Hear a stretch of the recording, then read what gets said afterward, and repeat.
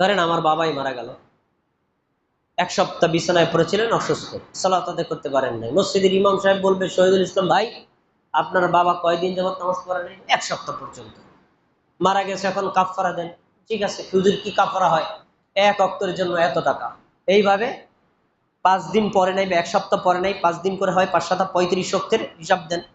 35 ওয়াক্তের টাকা দিয়ে আমরা কাফারা আদায় করি, এই রেওয়াজ মাদারীপুরে আছে, আপনাদের জেলায় আছে না নাই? আসেনি? আছে।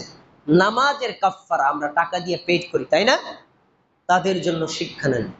ইসলামী শরিয়াতে সলাত এমন একটা ইবাদত, ইসলামী শরিয়াতে সলাত এমন একটা ইবাদত, এই ইবাদতের টাকা দিয়া বা অন্য কোনো ব্যক্তি দিয়া কাফারা আদায় করার কোনো সুযোগ নাই।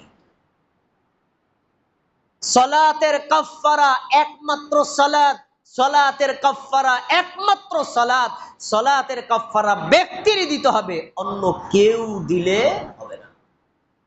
আমি যাকাত আদায় করতে পারি না, আমি অসুস্থ, এনামুল ভাই আমার বউ আপনার কাছে টাকা দিবে, ওই টাকাটা গরিবদেরকে দিয়ে দেন, যাকাত হয়ে যাবে। আমি দেই নেই, কিন্তু একজনকে দেওয়া দেয়। হজ আমি করতে পারি না, আমি আরেকজনকে পাঠিয়ে দিলাম, ভাই আপনি আমার পক্ষ থেকে বদলি হজটা করে দেন, হয়ে যাবে। কিন্তু আমার নামাজটা আপনি পড়ে দেন, হবে? হাদিস শোনেন, যারা ওই পদ্ধতি আবিষ্কার করেছে টাকা পয়সা দিয়ে যাকাতের নামাজের কাফারা আদায় করে, তারা ভ্রান্ত পথে আছে। নামাজের কোনো কাফারা নাই। হাদিসে রাসূল সাল্লাল্লাহু আলাইহি ওয়াসাল্লাম শব্দের স্পষ্ট উল্লেখ করে দিয়েছেন, মান নামা আন সালাতিন আও নাসিয়াহা ফালিয়ুসাল্লিহা ইযা যাকারাহা।